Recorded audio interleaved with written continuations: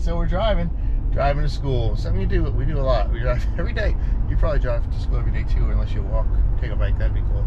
Yeah, we're going to school, and we're going to talk about the art program that we're doing at the Art of South B for the 2023-24 upcoming school year. And you know, I put out podcasts before for about last year's, and but I haven't done a video, I don't think. And so I wanted to do one and just talk about the changes. You know, we had some good things happen last year, but we also had some things that needed tweaking. You know, program always needs a little tweaking, a little updating. So we made some tweaks, and I put out a folder with all our prezzies and presentations on it. Which, so if you saw that and you don't know what the Art of South B is all about, or Art Anytime Anywhere is about, you're probably like, what is going on? There's a lot of folders, a lot of presentations. This doesn't really make sense. So this video is here to explain what that all means, and hopefully it'll be a benefit and help you out. So that's the deal. Going to school in the car, and we can explain the Art Anytime Everywhere program. So let's get going. Come on, let's go.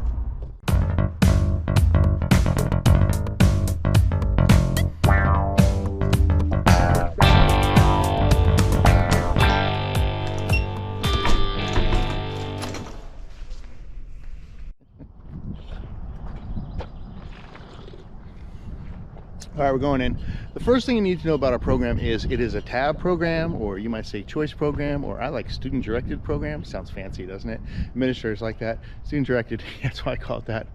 So what's TAB? TAB, Teaching for Artistic Behavior. The idea behind it is that it is choice-based. The students make the decisions about what they want to make. They get to decide the medium they want to use. They get to decide, for that matter, the subject they want to use, even though we will talk about how we provide some subjects. But it's their choice to decide if they want to use those subjects or not. They decide how long it's going to take them to create it, and they decide when it's done. And then when they're done, they start another project. So there is no finish line. I don't have a group of students sitting around, at least I shouldn't have a group of students sitting around saying, oh, I'm done with the project, so I don't have to start till the new project next week. It's like, well, you done? Go start another project. That's TAB. And I also mentioned that both we have two teachers here, and we work together. Miss Belter and I both are TAB teachers. Last caveat before I start, a word of warning maybe. I've been doing this for a long time. I didn't start with Art Anything Anywhere. I started very slowly, very slowly, with just selected choice mediums. Like I would only give out 3 different mediums and be like, you have a choice of mediums. If you decide to break into TAB or any of the things I'm talking about here today, my advice to you is start slow. You can always go forward, but it's very difficult to go back once you open the floodgates. So go slow and let it roll out slowly, and you'll probably have a successful program. What are you doing? Making a video. My adoring fans are waiting for me. Your adoring fans. Got to sign in.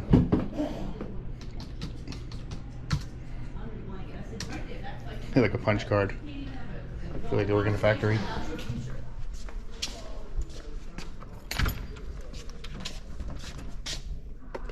So, this year, we started Art Anytime Anywhere, and most of it went pretty well, but there were some small changes, and if you listen to the podcast, I've talked about them on there, so I'm not going to go into it then. I'm just going to talk about what we're going to do coming up in 2023, so how we're going to run it all, and looking forward, and explaining how Art Anytime Everywhere is going to work, and how that folder, that drive folder, and all the little presentations in there, how that all makes sense. So, we're going to start with the concept of Art Anytime. What does that mean? Okay, so that's like if you have a student who wants to take art, he can take it whenever he wants. Let's go see the student council. Let's talk to one of the student service people, and we'll see if we get them to explain it. They might be able. What do you do here at South Brunswick? Nothing. Cool. I just drink my coffee. It's going swimmingly so far. I wanted to take, let's say I was a high school student and I wanted to take art. I'm a freshman and I want to take art second period. Can I do that? Maybe. No, second period. Really, where's Miss Jenny? I need someone I can work with. All right, here comes a real guidance counselor. Thank goodness you're here. What are you doing? I was trying to have a conversation. Trying to have a conversation with your, are they called cohorts? And they won't talk to you? They're just not, they just don't know. Do they not know that you're a licensed captain? I don't think they know what they're doing. I need a trained professional Someone who can like really do their job around here. Okay, well I'm here. Hello. Hi, how are you? Good. We had a few questions for you. Shoot. So, this is my question. Let's say I'm an Art 2 student and I want to take art, but I only have second block as an opening. Can I take art? Yes. Really? What if I'm a freshman and I want to be in that same class? If you have space in your schedule, you can take art at the same time. What about fourth block? Same thing. What if I want to take AP art? You need to be a senior. A senior? What if I'm a freshman? You're not prepared. You have to take the prerequisites first, but you can take art. Nice. So I can take art anytime, anywhere. We have all art for everybody every year. The next thing you need to know is that we have two art rooms. We have one that we use for 2D and one that we use for 3D, and two art teachers that work together, and we swap kids. More about this when we talk about the AB schedule, but another caveat, I guess I said the last was the last caveat, another caveat. If you don't have two teachers that work together in two rooms, you can still do most of everything we're going to talk about in this video. You just can't do the swap thing because you don't have two rooms, you only have one room. But if you have one room, you can still do all the tab, all the units, all the artists, all the techniques, the art journal, Seesaw, everything we're going to talk about. So units. Basically, the student in the tab room should have their own idea. I mean, that's the ultimate goal. So they come in here and they're like, hey, Mr. Sands, I want to do an oil painting in the style of Renaissance. And I'm like, cool, go ahead and do that. But what happens when the student comes in here and they're like, I have no idea what I want to do? And I say, draw a turtle. And they say, I don't want to draw a turtle. And I say, why did you ask? But let's get beyond that. What we do on Monday units, is we give them an artistic behavior unit. Now, there are two reasons for this. Number one, it really teaches them how artists work and how they work. Like, for example, in the book, Making Artists, there's actually a section on teaching with artistic behavior units. Ta-da. And this is a pretty cool chapter because, first of all, it teaches you about what they are, but it also has a template. So you can write your own, learn how to write your own artistic behavior unit. But better than that, it has some sample units in here. For example, artists collect and synthesize, which talks about how artists gather materials and put things together, and collect them and synthesize them together into a piece of art. That's another good one in here. Artists consider scale, talking about things that could be really big or really small. You know, how artists use scale in their artwork. That's a cool unit. What's another one? Here we go. Artists, destruction in art. How some things can be destroyed and then put back together again. Like this cup was destroyed. It's a styrofoam cup, but it was put back together to create a piece of art. We're just dealing with things that break in general. One more unit. Let's see what this one is. Pretty exciting. Artists are inspired by math and science. So how even math and science could be used to create a work of art. So that's artistic behavior units right there in Making Artists. This is the table where we do the table projects. Right now it's just got a piece of cloth on it, but we'll paper down it, make it nice and smooth. And what we'll do is we'll put projects out here on Tuesday table. So if you didn't get anything out of the artist unit and you don't want to make a turtle, you can do the Tuesday table projects. Now this is more hands-on type of projects. For my tables, we're probably going to do like, I'll explain wood burning. I have wood burning tools. Now they have to do the wood burning outside because smoke alarms, but I'll explain it and have all the materials here. Or journaling. I give out art books and they can do all altered books right here with all the materials. We can talk about stencils one week, how to cut out stencils, how to make stencils, how to spray paint stencils. Again, spray paint outside, but still, everything you need to do to get started with a Tuesday table project is right here. So if you're like not one of the artsy creative people, but you're more the hands-on crafty people, the table's for you. So in that folder, number 2, tables, there'll be a couple presentations. I'll show the presentation on Tuesday. Just show it on the there's a whiteboard. Well, it's an electronic, what do you call that? TV set thingy. I'll show the presentation on there and to whet the appetite, get them excited. And if they like that, they can come up to the table and I'll have all the materials and I can do a little hands-on demo. That's a Tuesday table.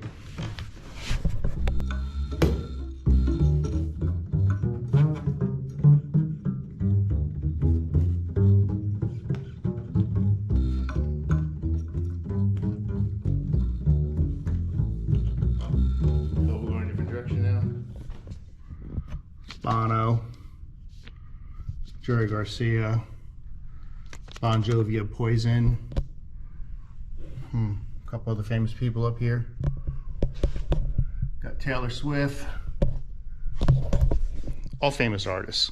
You gotta, you want to learn about famous artists because, if you don't know about what other artists are doing, well, you're gonna limit your creative bank account, right? So if you see what other artists are doing, that can inspire you to be like, hey, I like that thing that one artist did, or I like the way that artist used paint, or I like the way that artist used whatever I like how they did this technique. So we like to show artists on Wednesday. So Wednesday, Artist of the Week, presentation again on the board. I gotta show you the board. We're gonna go look at the board in a minute. Artist of the Week on the board, quick 5-10 minute presentation, sometimes a video. I try to do contemporary artists. I try to mix them all up too. But a lot of times try to mix them into the unit. So if I'm doing an artist steel unit on Monday, my artist of the week probably has something to do with appropriation. Or if I'm doing text, for example, we're going to do text as an element, as a Monday unit, and then we'll do Candy Chang, right? Because she did the, Before I Die. It's really text. It's an art project, but it's still written text, and the words are what's important. So it matches, it fits in with it. So our artists on Wednesday, artists usually matches in with that. And it's just to get kids, introduced to new ideas, concepts, see what people out there are doing, artists are doing. Be able to starting lunch here in about 5 to 10 minutes. Thank you. Gonna give us lunch, 5 to 10 minutes. Walk into the cafeteria, document everything. Do we want to do it? Yes, you do. The art department is fabulous, and I so appreciate their introducing my child to scat. It sounded a little sarcastic. Have I talked about Technique Thursday yet? It's going to be new for the 2023-24 season, school year season, like we're turkey hunting. It's the season. Basically, in the art journal, which if I haven't shown you, I'm going to show you in a minute, there's a page. There's nothing on it. It's blank. It does say, like, Technique Thursday on the very top, but it's a announcement. Ms. Greeno, please call 12,002. Mr. Greeno's got to call somebody. Please call 12,002. Thank you. Okay. On Thursdays, we're going to give them a technique. And these are really more traditional techniques than we've done in the past. But what we wanted to do was give them hands-on techniques. So they're actually not just watching me talk about it, but actually engaged in the activity. So we're going real traditional with these. Like, for example, examples of Thursday techniques. We're going to do contour line drawing. I'll show a brief presentation about what contour line drawing is, and then everyone's going to do a contour line drawing in their Thursday book. It'll take like 5 minutes, right? Like a 5 little minute. We'll do a blind contour drawing as another one. Cross contour line. Learn about that. Like, what's cross contour line? How do you draw it? Like, instead of drawing it flat on the bottom, it's round, right? That kind of, you're an art teacher. We're going to do shading. We'll do cross hatching. We're going to we'll do perspective, 1 point, 2 point at some point, atmospheric, we'll hit a couple of perspectives, positive, negative space I've gotten here. We'll even talk about the color wheel. I think I can do a color wheel in there. Like, instead of making a project, hey, we're going to do a 2-week project about the color wheel. No, like 5 minutes in there. And then they have it in the art journal, these techniques in the art journals, so they can actually go back and look. Like, they won't. But hopefully it'll be tools in their toolbox for those kids who like to more traditional drawing. They'll be able to, do better shading, do better with their perspective drawing. And those kids who don't, go make some sculptures. Go away. You don't need perspective. Go make a sculpture on the wheel. Spin it, like with your thumbs or something. I don't know how to do it. Doesn't matter. I don't teach sculpture. So Friday comes around. It's Friday, and Friday's a big day. Big day. We got to do a couple of things. Number one, we got to post to Seesaw. Do you know what Seesaw is? It's like Instacart or Face Snap Book Chat. It's online, and it's like an online app, and all you got to do is you log in, which we have QR codes, so each student can log in. They hold up their art, they press the space bar, it takes a picture of the art, captures it, and like I said, it's like Instacart. You can just scroll and you can see all the kids' artwork. So it captures their art digitally, so no piles on my desk of art projects or anything like that, and I get to see, it could be a work in progress, it could be something they haven't finished, it could be something totally complete, and I get to see that work of art by just scrolling on the internet, and I can see it's a digital artifact. So that's really important.